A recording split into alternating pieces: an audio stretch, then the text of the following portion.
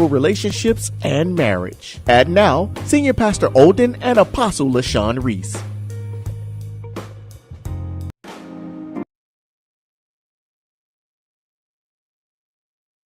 Good evening. Good evening, everybody. Thank you so much for joining us this evening. We need you to share this broadcast with others, invite them to be on, because we are definitely going to have real talk on tonight. Yes, real talk. And we have a topic that we know that would edify relationships and marriages. So please share. And that's what I'm doing right now, y'all. Cause come on, you gotta share with me. Tag. Let's with me. Yes, I'm doing the same. Invite others to come so they can be enriched with this word on tonight. Because we want to give you facts and we want to give you scriptures and we want to bury the hatchet. We know that for relationships to last and for them to work, we have to function in unity as one. And as we function in unity as one, we know that, sometimes it's not hard because of what we go through, but we have to know that because we serve a higher power, that we know that God is able to deliver us from everything that we're going through. So thank you so much again for joining this broadcast on tonight. We would like you to share, tag, invite others to be here. Yes, because we are excited about this teaching on tonight. We're excited because we're looking to restore relationships. We're looking to just pivot you forward in your relationship. And those that may not be married yet, this is this is like the launching pad. How do I carry myself? In the face of conflict, how do I respond when I'm going through different things in life? What do I do? How do I react? What do I say? A lot of times we just blow off the handles, say what we have to say, and then think that it's over and done with, but it's not. So thank you, CJ, for joining tonight. Yes, I see you. Thank you. We want to make sure that this impartation tonight would be something that you can hold on to and help that you, somebody. yes, help someone and your relationship as well. We want to go to the next level. Yes, we want to pivot and go. So if you would share this broadcast, invite others to be here. We are live and we are ready to share what we have on tonight. Bury the hatchet, not the heart. Bury the hatchet, not the heart. And yes, if you feel that you know couples that would benefit from this teaching tonight, go ahead. Invite them to come on. Tell them to come. We are ready. We got a teaching that's going to help edify, build, strengthen relationships. And again, if you're not yet in a relationship, this is a stepping stone for you because you'll know how to respond, you'll know how to react, you'll know what to say, you'll know how to carry yourself in the midst of conflict, and you'll work towards resolution. So thank you so much. Those that are sharing, those that are tagging others in, thank you so much. We want to make sure that we impact several of you on tonight. Yes, we want to help your relationship. And want to help you so you and your relationship can be good. Is that all right? And y'all know how we roll. If you have any questions, you can drop them in the chat and we'll make sure that we cover them through the broadcast on tonight. Yes, so bury the hatchet, not the heart.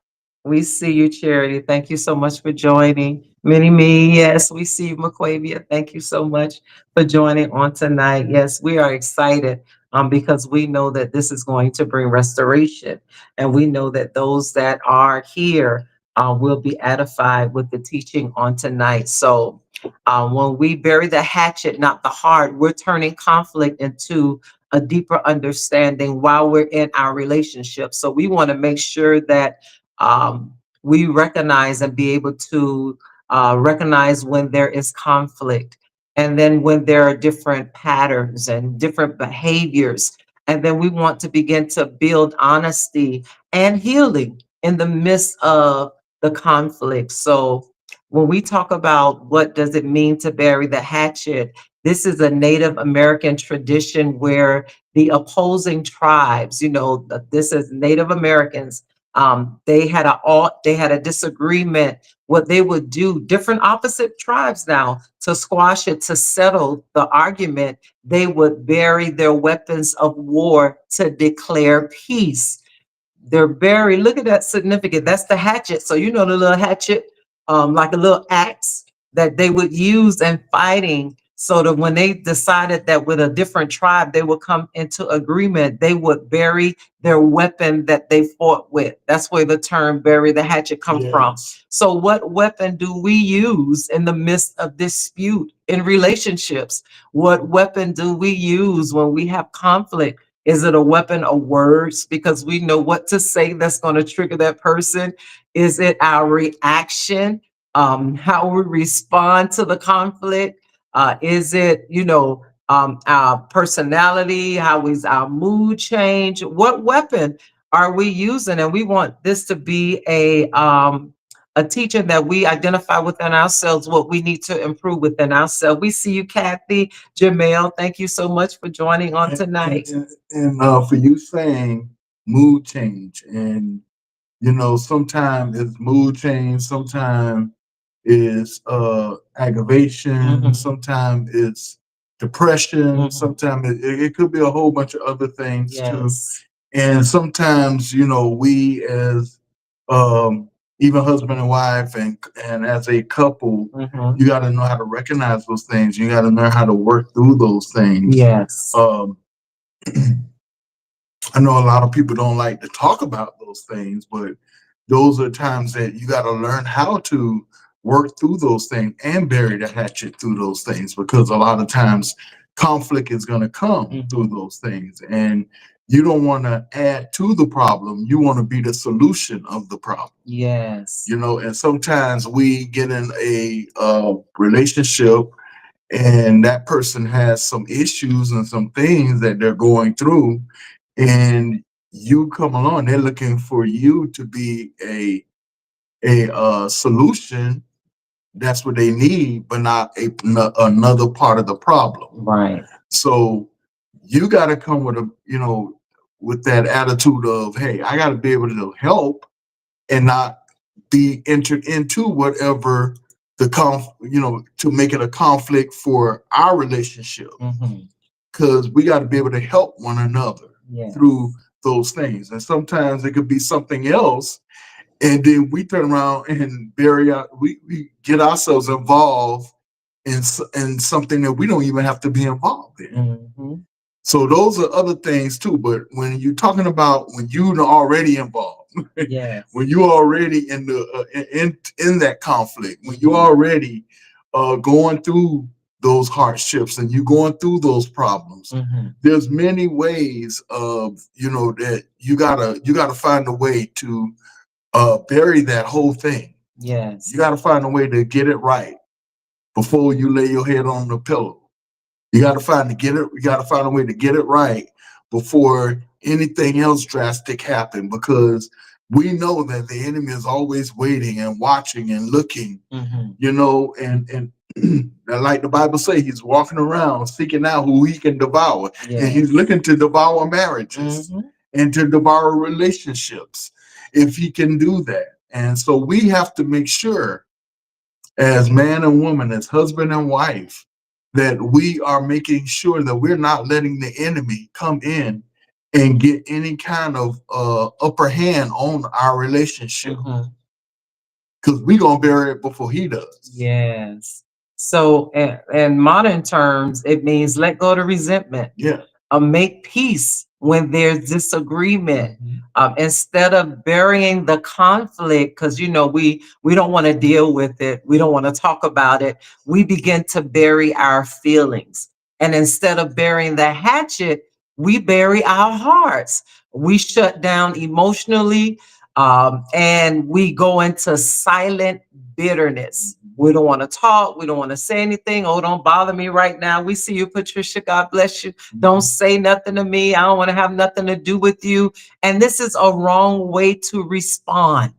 We cannot respond by burying our feelings. We cannot respond by burying or hiding our emotions, by shutting down. We have to be able to bury the hatchet, because what happens is that when we start to retreat, our heart also retreats, our mind retreats, and then we prefer and rather be somewhere else than resolving the current situation. And through all that, you find the bitterness, you find the anger, you find the, I'm not talking to him, I'm not talking to her, you know, and then before you know it, that person done left the house. Yes. And you didn't get anything settled. By the time they come back home, you're turning. He gets in bed, turn, and nobody's talking. Everybody acting like they sleep, but you know you ain't not sleep. You know you're upset. They and the other and you know she knows she's upset.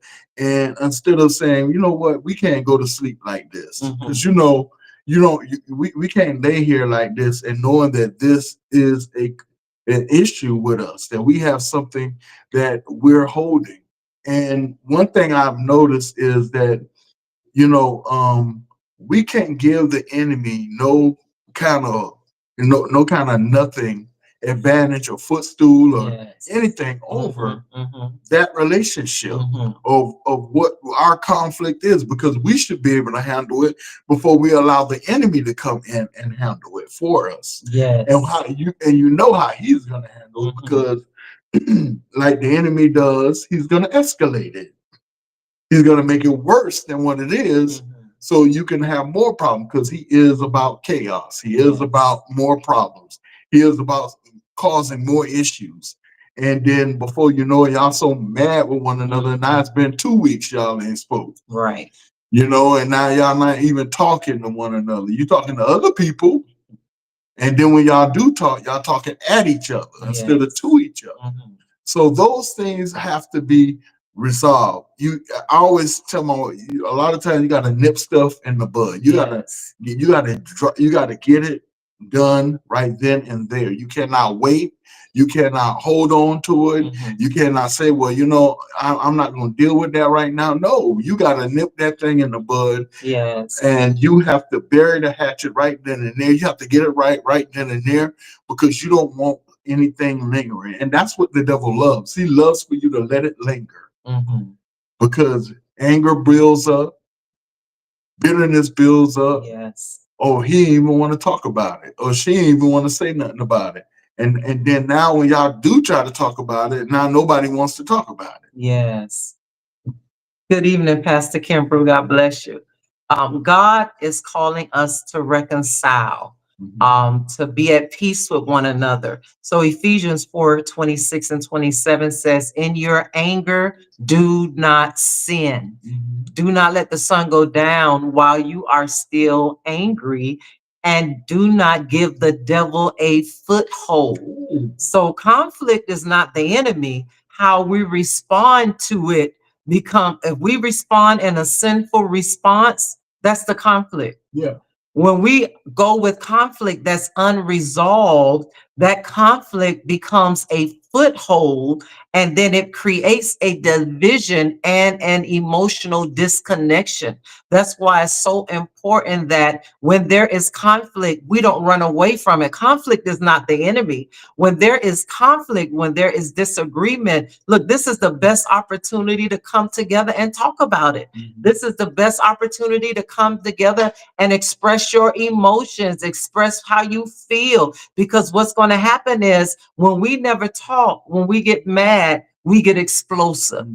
And then now, instead of talking, we are yelling, we're shouting, and simple responses begin to come in, because then things come out of our mouth that we know that we should not say, but it's easy to say now because I'm mad. And a lot of times, you know, that's where you escalate things. because you're mad, you're angry, and now you're gonna say things, and then you'll say, "Oh, I didn't really mean that." But when you're angry, you really mean that. Yes. And it say you can be angry, just don't sin. And then while you're angry, how about you get it right before the sun go down? That's it. Because you just never know what can happen. Yes. You never know if you'll get an opportunity to get it right with that person, you know, with your husband or with your wife. Yes. And then, you know, a lot of times we don't notice the little things. And sometimes are those things that important to get mad at each other about? Is it more important than thinking about how long have y'all been together? How much, you know, the love that you have, that you have for one another or had for one another. Yes. Think about those things. Think about, you know, there was this one thing I was watching the other day, and this man was saying that it was a little skit that it was doing, and the guy was talking about his wife, like it was having a funeral for her, and he said the last thing him and his wife got into a big argument before she walked out the door, and the only thing he had to say, the only last words he had to say to her was, "I'm tired of you." And that's all he got to say to her, and she got in a bad car accident and died. Can you imagine you say something, y'all arguing, y'all fussing, and the last words you get to say to that person is something that you really in your heart was so just angry and you just wanted to hurt them, and you said something and then you never got a chance to get it right? Wow. Amen. Yes. Wow. Yes. Can you imagine that? They're gone and you have no other chance to get it right. You have no other chance to say, "I'm sorry." You have no other chance to say, "You know, I didn't mean that. I was just angry. I wanted you to feel what I felt," you know? But we don't think like that. Right. All we think about is at the time when we're angry is, I want to, you know, they hurt me, I want to hurt them. They said this about me, I want to say this about them.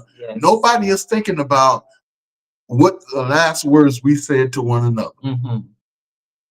Good evening, Pastor Alex, Wanda. Thank you so much for being here.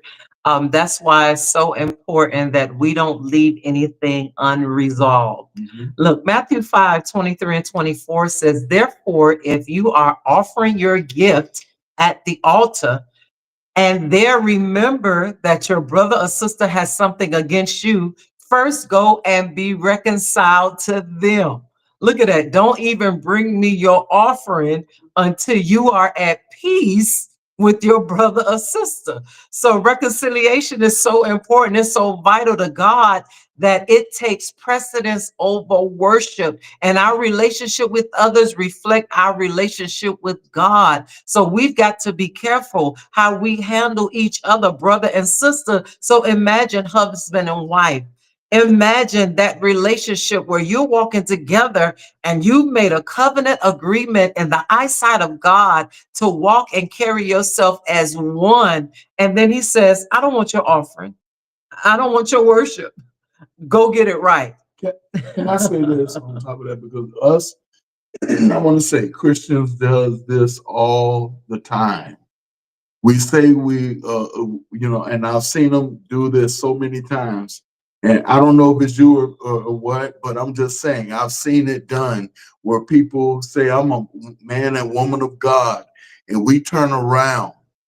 And when we supposed to forgive somebody, when we supposed to, and we have something, you know, that we have a confrontation with somebody, and with the, like my wife just said, I want to piggyback off of that with a brother or sister, that, you know, we want to say we love God, we want to say we love the Lord, but we don't want to get it right with the person. How can we say we love God and we don't want to get it right with the person that we see every day, the person that we fellowship with, the person that we see in church? How are we going to get it right with them? How can we not get it right with them? We rather walk out. We rather run away. We rather even, my God, can I just bring, how can we even get it right with the leadership? My God, you know, And how can you say you're a man and woman of God if you can't even get it right with that? And then on top of that, you can't get it right with your husband. You can't get it right with your wife. But you love me. But you love me. You love the Lord. You love Jesus Christ. Yes.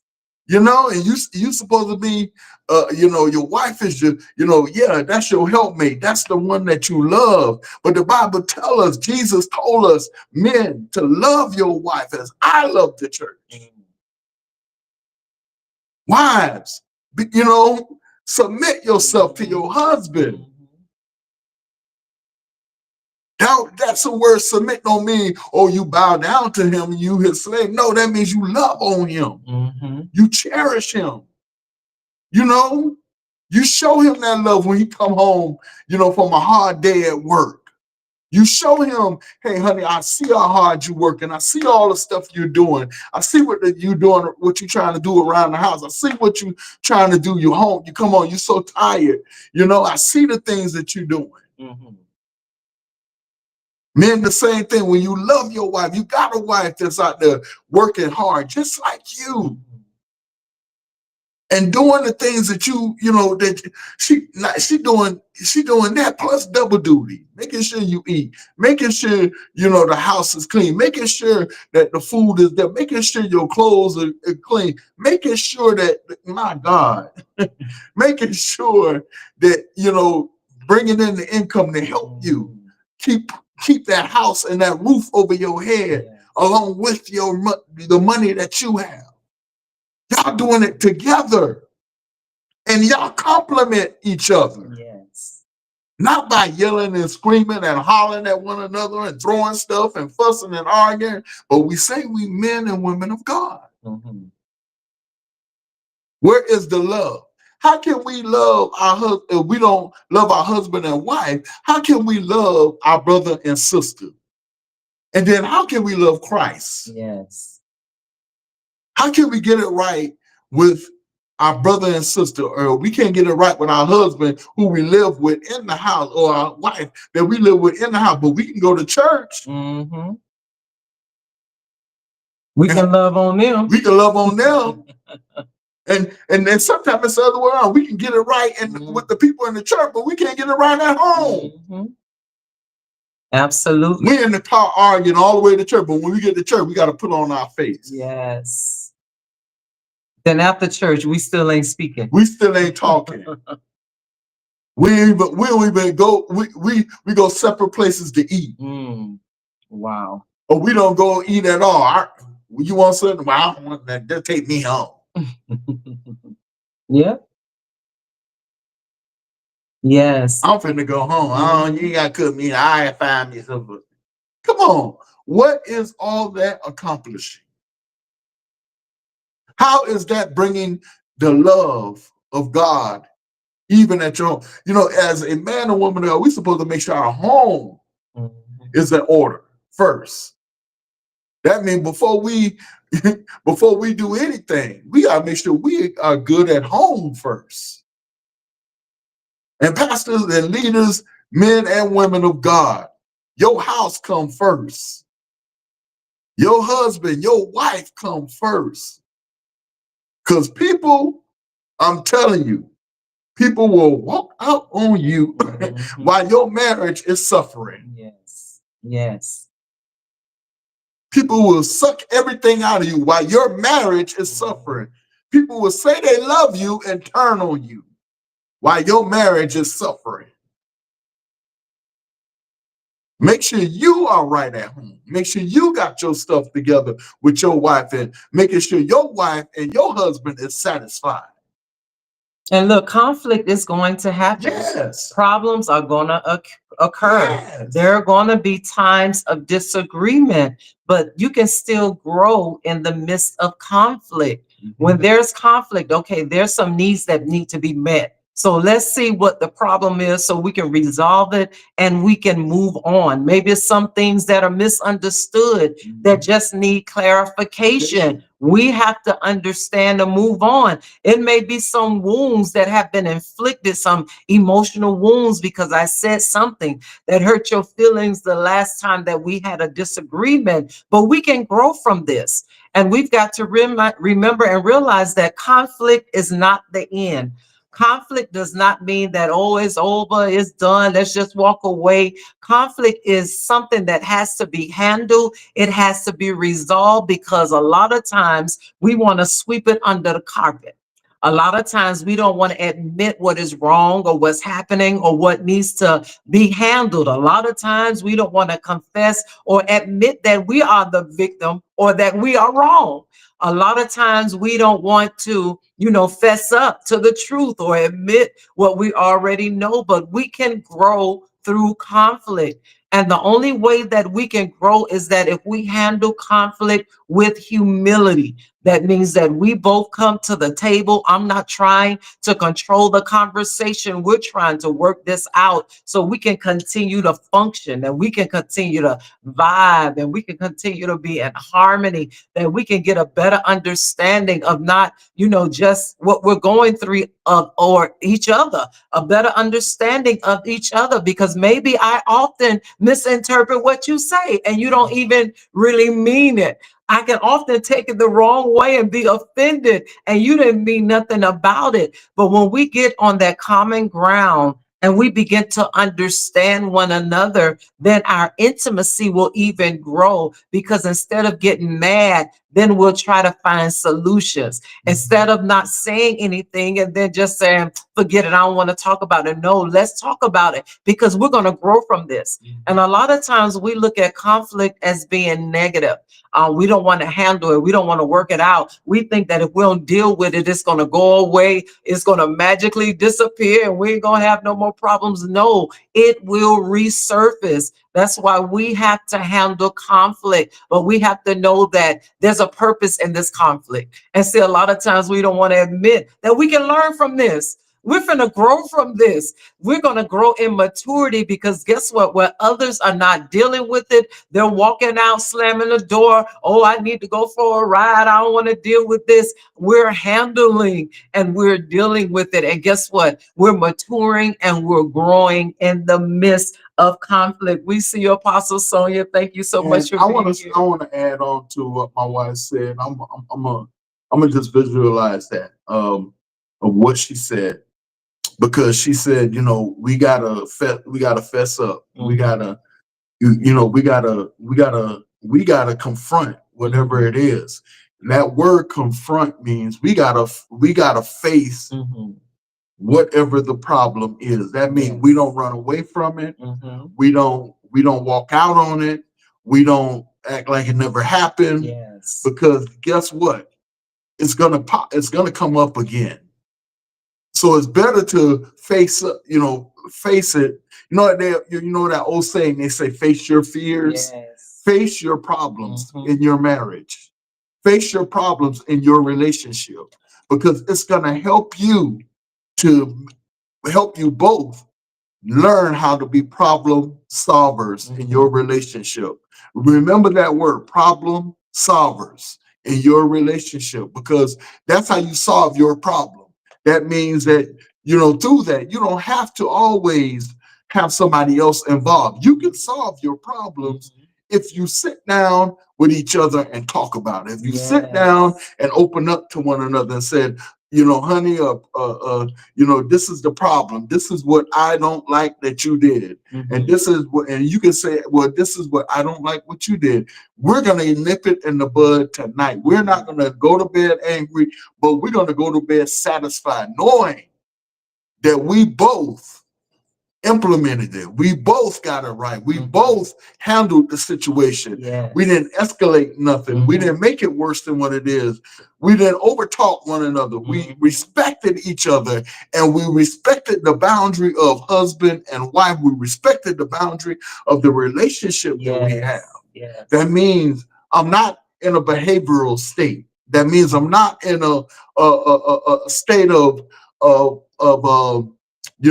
where I'm going to give you, I'm going to give you the silent treatment. I'm going to catch my attitude because of what you're telling me that you don't like. Oh, you don't like that? Okay, watch how I act now. Oh, no, you listen.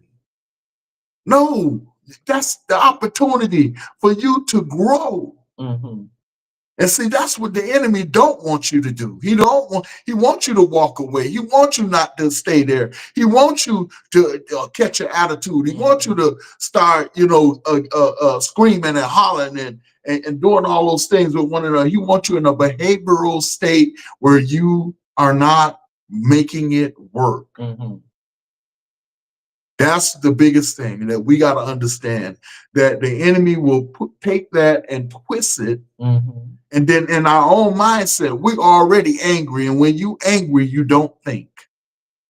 When you're angry, you don't think. When you're angry, you say things. And we do say things when we're angry, we really don't mean. We're saying it because we want the other person to feel what we're feeling because of what they said to me. Okay, so we're not in this, we're not doing this conflict thing that bury the hatchet to make each other feel bad. No, we're doing it to get it right. We're doing it to say, look, I don't like what you said, and this what we, how are we gonna fix this? And then she'll say, well, I don't like how you handled this situation, and how you reacted. Okay, now how are we gonna fix this? Okay, now let's come up with a solution. Okay, we both know what we don't like. We both know what we don't like about each other in that manner. How can we fix this so we can both grow from this? We can both know how to handle this. That don't mean you just walk off and say, well, I don't know. Well, you figure it out. No, you both figure it out together. You both get it right. Two heads are better than one. You come up with a solution. Okay, well, if that happens again, we're gonna calm down. Let's do that first. We're gonna calm down. We're gonna talk to each other. We're not gonna be yelling. We're not gonna be screaming. We're not gonna be throwing stuff. We're not gonna be swelling up. We're not gonna be short talking one another. We're not going to be doing those things at one another. We're not going to be aggressive towards one another. But we're going to be able to talk to one another as human beings, as husband and wife, as men and women of God. Because even though as husband and wife, we still got to be men and women of God too. Yes. We can't act like the world. And that's what a lot of us get back to, where we start acting like the world. Where did that come from? Why we supposed to be men and women of God, following the word of God, following the Bible.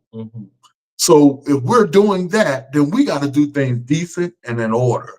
One thing I've always tell my wife, and she's the same way, I know, because she believes in order just like I do. And we know the Bible talks about order and establishing order, not just in the church, but in the home too. And you have to have order even with your marriage. Because look, if we men and women of God, we have to not act a certain way, but we have to be a certain way.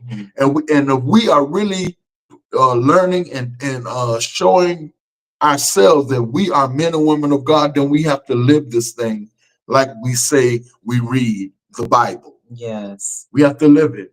That means if I have an ought against my wife and she got an ought against me, no, we supposed to come together. We supposed to talk about it.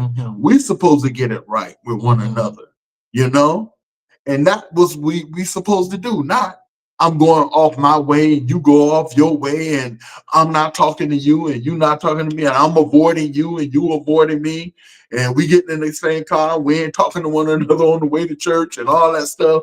Come on, man. You got to have a way. You got to know in your heart, how can you even come to church and you don't have this at home? You've been dealing with this all week. going through that all week, and you know what the words say. You know what the Bible says, but you've been holding up, and some of us sometimes, a lot of us get prideful.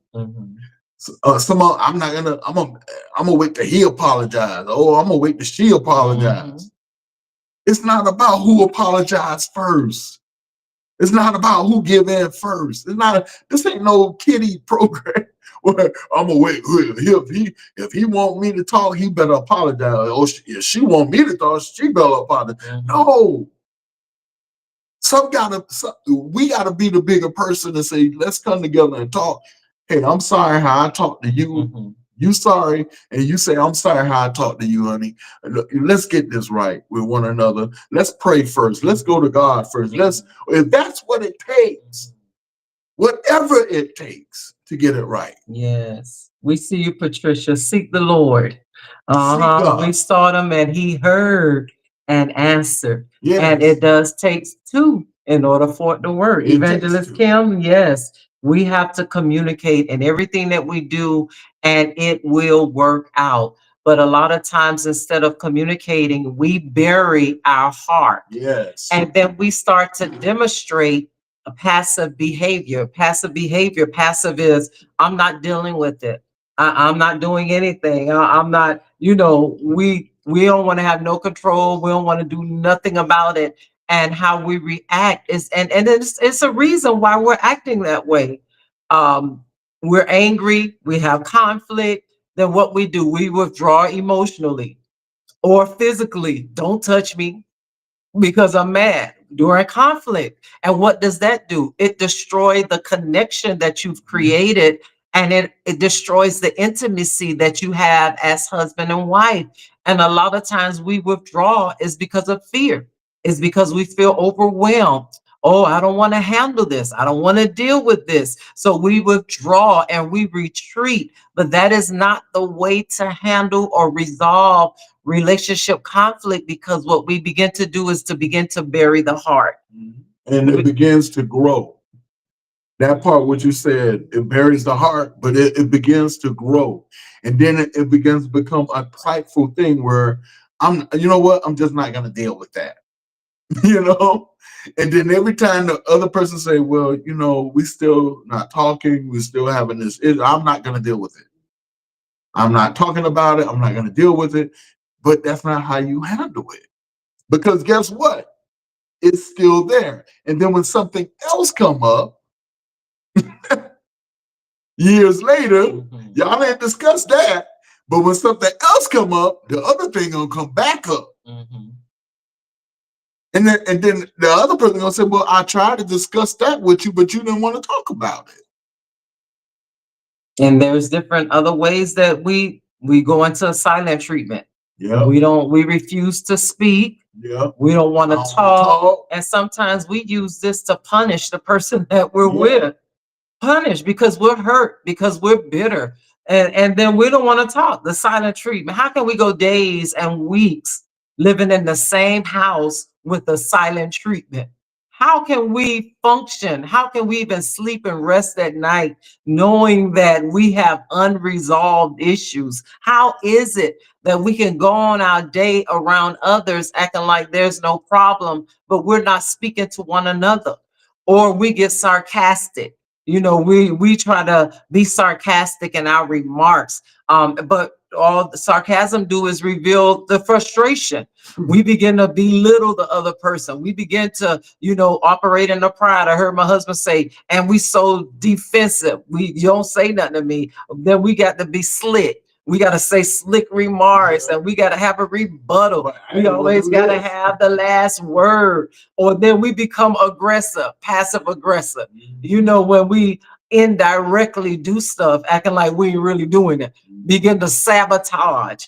Instead of talking about it, all of these are emotions and behaviors that we go through because we're insecure, because we don't want to be rejected. So we avoid the situation and we refuse to discuss difficult topics because we don't want to deal with it. And all of this is behaviors that we are demonstrating against the person that we said I do to, the person we said we'll love and we'll cherish. Look, we'll honor and respect for this day forth until we die. These are vows that we made. But when conflict is there and we begin to bury our heart, we don't want to deal with it. We don't want to talk about it. We rather go on days without handling it because, wow, I'm starting not to care no more. I'm burying my heart. Whatever. Do what you want to do. And come, guess go, what? leave, stay And if you guess want. what? The wife, I ain't cooking for you, and the husband, I ain't doing that. You fix your own car, you do your own thing. Yes. You know, and now nobody ain't doing nothing for nobody because everybody both of y'all trying to punish one another. Yes. And is that really love? Burying our heart. Is that really showing that, hey, I love you? You know, is that really showing that you loving your wife as God has loved the church? Is that you? Is that you as a wife? You know, showing your husband the love, the respect that you know that he deserves just like you deserve. And y'all doing that is not helping or going to help any situation. It's not building anything. What are you building is more hatred, more anger, more selfishness. Because now y'all not doing nothing for one another. Now, guess what? Now it's all about me. Look at this scripture, Proverbs 10:18. The one who conceals hatred has lying lips, and whoever utters slander is a fool. So when we try to conceal conflict, it doesn't disappear. It festers and grows into resentment, or it causes distance, emotional distance. Look, we begin to detach our feelings. Look, that taps into our love streams. That taps into our love streams, our heart and our emotions. When we don't care, we go through our day. We can care less if they come home or not. And then to the point of, you know, like you were saying, you used to care when I come home. You used to care where I was. We used to talk to each other on the phone. Yes. And used to call me, hey honey, are you all right? Is everything? But now that we angry, now that we done disconnected from one another. I don't care if you don't call me or not. I ain't gonna call him, man. And we ain't doing, come on. And then let something happen. Let something happen, and then you wish that she called. You wish that he called. Yes. It goes both ways because both of you are wrong. Yes. You get a hearty heart, and both of you sitting up here angry with one another to the point where now you don't care if she comes home. You don't care where she at. You don't care what she doing because I'm doing my own thing too. Yes. But we have to build honesty, and we have to be honest with one another. And that's the only way that healing is going to take place.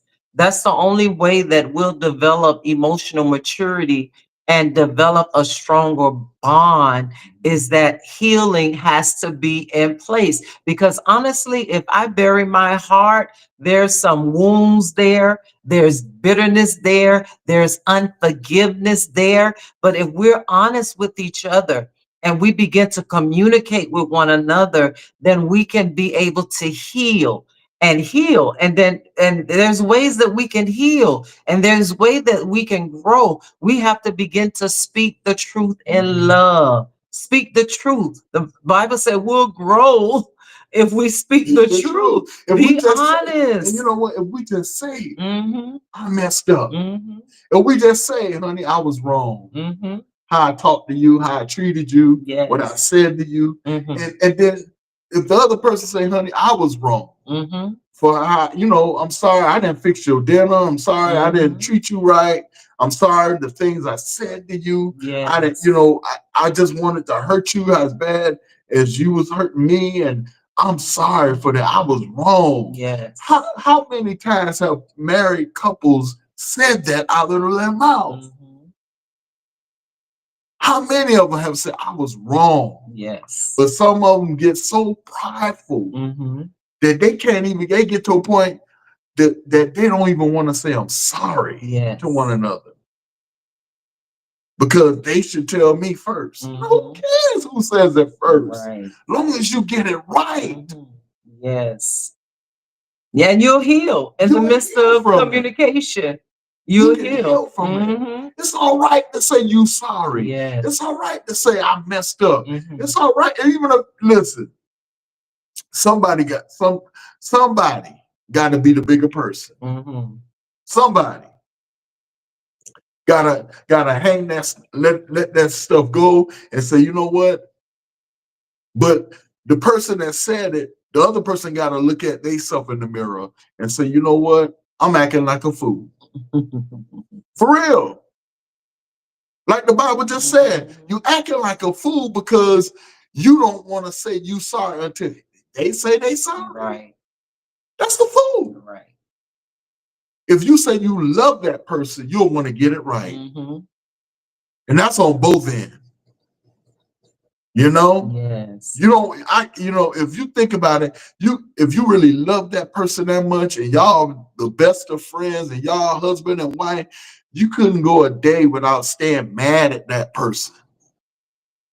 You know? Because you'll want to get it right, because you'll miss that. You'll miss that relationship. You'll miss when they come home and y'all spending time together. Nobody likes to come home and your wife angry with you or your husband angry with you and y'all not talking and y'all looking at each other funny and nobody don't want to say nothing to one another. That's an awful thing to come home, you done worked all day dealing with other people. Or, and then you got to come home and y'all not even talking to one another. Yes. That's a hurtful thing. So let's talk about the 5 essentials of healing communication. So we're going to give you 5 quick points. The first one, speak the truth in love. Okay, we already talked about that. Speak the truth in love. Number 2, use I statements, not accusations. So for example, when you speak, say, I feel hurt when, instead of saying, you always do this, you always do that. No, you use I statements and not accusations. Don't come out and accuse them. I feel bad when you say that I look fat. Just an example. I feel bad when you cut me off and I'm trying to prove or make my point. Not, you always cut me off. I be trying to talk and you just butt in and you don't know when to shut up. I'm trying to tell you something. No, I feel bad. So use I statements, not accusations. Number 3, listen to understand, not to defend. James 1:9 says, be quick to listen, slow to speak. So listen to understand, even if you have to repeat it. So you let the other person know that you are actively listening, then they know that you are concerned about their feelings. Number 4, validate before you respond. Show that you understand their feelings, and you may not even agree, but show that you understand. Because you don't agree don't mean that you're right. But if you validate, okay, I understand how you feel. I understand why that made you feel this way. I understand that I should do it a different way. Show that we understand. And number 5, invite feedback with humility. Is there something that I've done that made you feel distant? Is there something that I did that, you ain't call and check on me today like you normally do? I ain't hear from you today. Is there something that I've done? So you're inviting them to give you feedback, and you're doing it without jumping on them. Well, what you was doing all day, you couldn't call me. I normally hear from you. See, no. Is there something I've done that you didn't call me? They could have been busy at work. They could have been in important meetings, but here we are at the attack. We're so defensive. We want a response. It ain't going our way. No, these are the ways that we heal through communication. Speak the truth in love. Use I statements, not accusations. Listen to understand, not to defend. Validate before you respond, and invite feedback with humility. And the biggest thing, I like what those 5 things are so important, because when you speak the truth in love, it shows the other person, hey, if they can speak the truth and tell me the truth, then I know that I don't have to be afraid to tell them the truth. Yes. And now nobody is afraid to tell each other the truth. And saying, well, if I say that, then they're gonna be so upset. Oh, they're gonna be this, they're gonna be that. No, I can speak the truth to them. And in the truth, we can get some honesty. We can get some balance. We can get some compassion and understanding, because you know how people will take the truth and then they'll twist it and say, oh, I feel like sometimes that you don't like me a certain way, or you don't love on me, to say, oh, so now you said I don't love you. No, he didn't say that, or she didn't say that. She said they feel like you're not showing them that love. So, okay, I hear what you're saying, and I'm gonna do better at that. Yeah. Or, babe, I'm sorry that I made you feel like that. You know, I'm gonna do better as a husband. I'm gonna do better as a wife, so I can make you feel better and comfortable. Is there anything I'm doing to make you feel worse? And that's what. And then that after he says he's gonna do that, and then your question should be to him is, hey, what am I doing to make you feel bad? Am I doing something that's hurting you, that you haven't discussed with me or said to me about it? Have I said anything that made you feel like, that I'm not caring for you, or I said something slick that may have bothered you? Those are questions that's good to ask, because why? That's showing that, hey, honey, I care about you. Yes. It's not all about me. It's about the both of us. Yes. I want to make sure you are happy and I am happy and our relationship is happy. Then I can talk to you. Yes. And you can talk to me. And I'm going to show you the same respect as you showing me. And we're going to love on each other. Yes. And we're going to do that where God is pleased with us. And that I'm giving you good responses. I'm listening to you. I'm understanding what you're saying. I'm giving you good feedback. Man, we got to get better to give the feedback. Yes. Let them know, okay, I hear you. Let's do better together. I want to do better. You want her to do better. So how can she do better, or how can he do better if y'all not talking? Nothing is going to change until you start communicating, until you start talking, until you start telling truth. Yes. And I know in a lot of marriages, sometimes the husband is afraid to tell the wife the truth. The wife get afraid to tell the husband the truth because they know it could end up in an argument. But the truth have to come out. That's right. Like the Bible said, the truth shall what? Make you free. Make you free. Yes. The truth got to come out. Yes. God bless you, Pastor Audrey. God bless you. Yes. And we've got to practice grace. Yeah, grace. What does grace says? I forgive you. Look, this forgiveness in action. Colossians 3:13. Bear with each other. Bear with. Use that word, bear with. That means there's going to be some problems. Bear with. It's going to be some conflict. But bear with each other. Deal with each other. And forgive one another. If any of you have a grievance against someone, forgive as the Lord forgave you. So forgiveness is not ignoring the hurt. It's releasing it to God. And in order to forgive, guess what? It requires courage. It requires communication and sometimes repeated effort because it ain't easy to forget. And guess what? You're not going to forget. Let's just put that out there. We like, oh, if you forgave me, you'll forget. Well, no, we won't forget. We're human. We're not going to forget. But guess what? Forgiving is not forgetting. You know, forgiving is, yes, I remember I was hurt by it. It damaged me, but guess what? I gave it to God and I'm still willing to forgive you. I forgive you. Forgiveness is not condoning bad behavior or instantly restoring trust. You know, oh, if you forgave me, you'll trust me. No, you went outside of the sanctity of our marriage. I forgive you, but I've got to build that trust again. Look, let's be real. And these are things that people say that has been spoken. Or if you forgive me, you'll trust me. No, you got to rebuild that trust. You violated our marriage, our covenant that we have with God. Yes, I forgive you because guess what? I'm still here. I haven't walked out on you. I'm still here. I'm not going to forget what happened. I gave it to God, but guess what? I can't trust you again. But you had to earn it. You got to build up that trust. Yes. And it's not easy. It's not easy. But look, forgiving is letting go of the desire to want to punish them for what they did to you.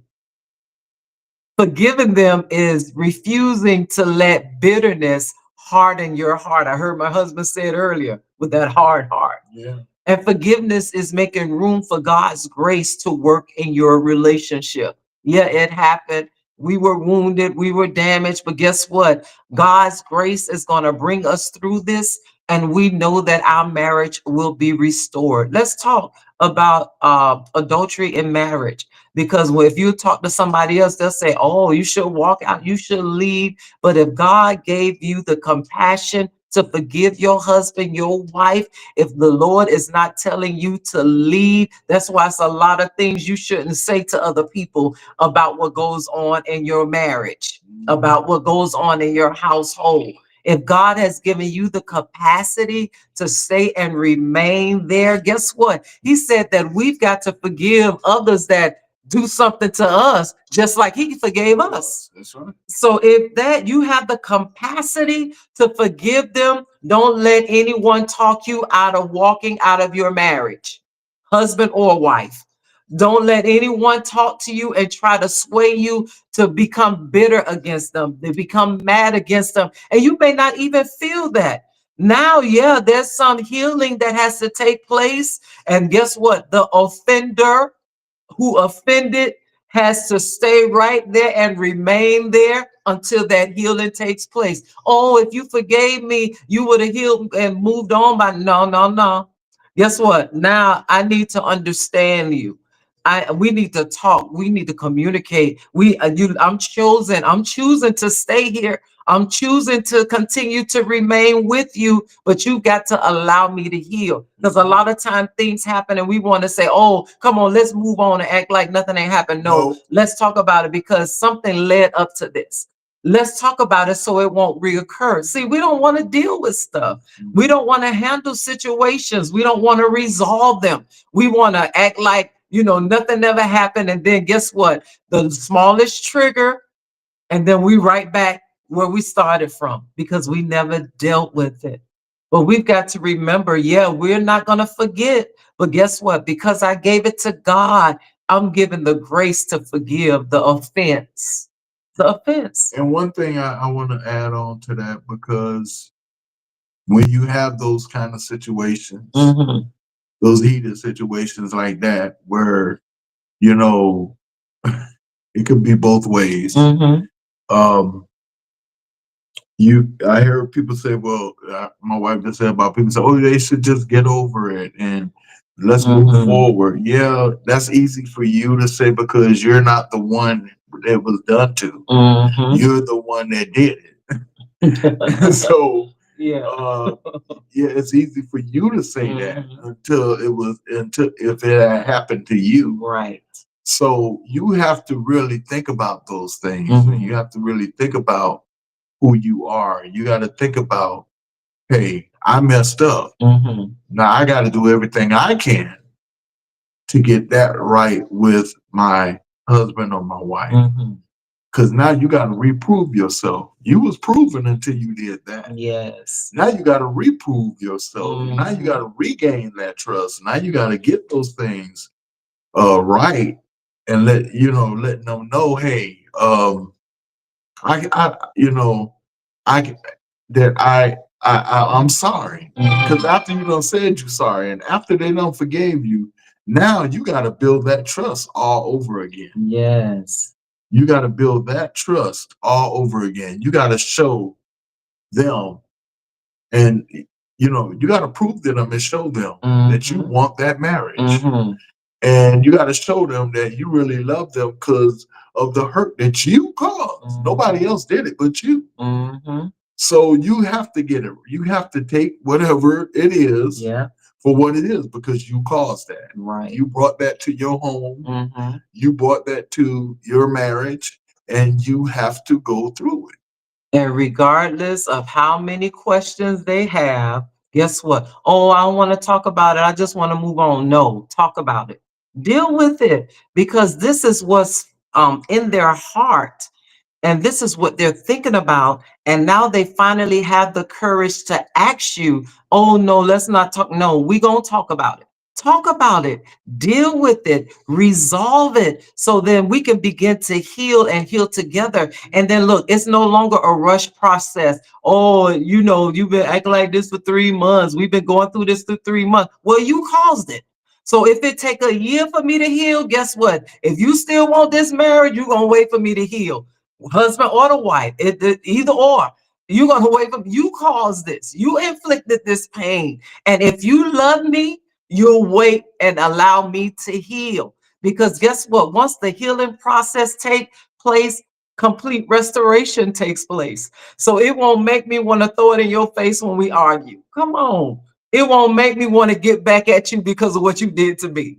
Healing takes place. And when healing takes place, full restoration takes place. Look, this causing me to want to do a book plug, because we have the Love Cure for Relationships and Marriage that's at Amazon. And when we say that we deal with issues from A to Z, whether you're single, in a relationship, dating, you're married, we handle the cure is here in this book, The Love Cure for Relationships and Marriage.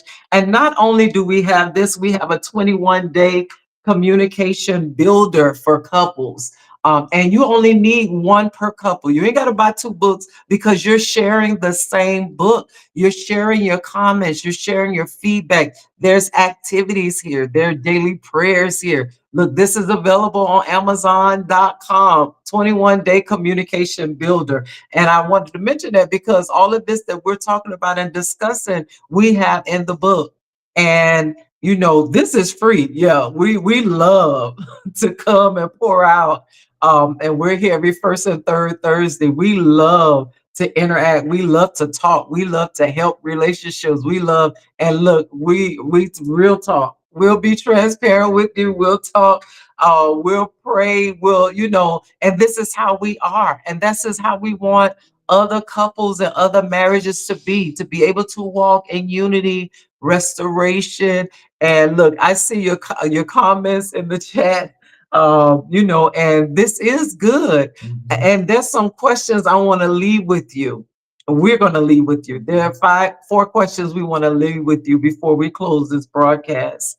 And these are the questions. What does burying the hatchet look like in your relationship? You don't have to write this down. You can always come back to the broadcast. We're on Unified Love Couples Ministry, YouTube, Facebook, our pages. You'll be able to come back to this broadcast. What does burying the hatchet look like in your relationship? How can you and your partner build a safe space for hard conversations?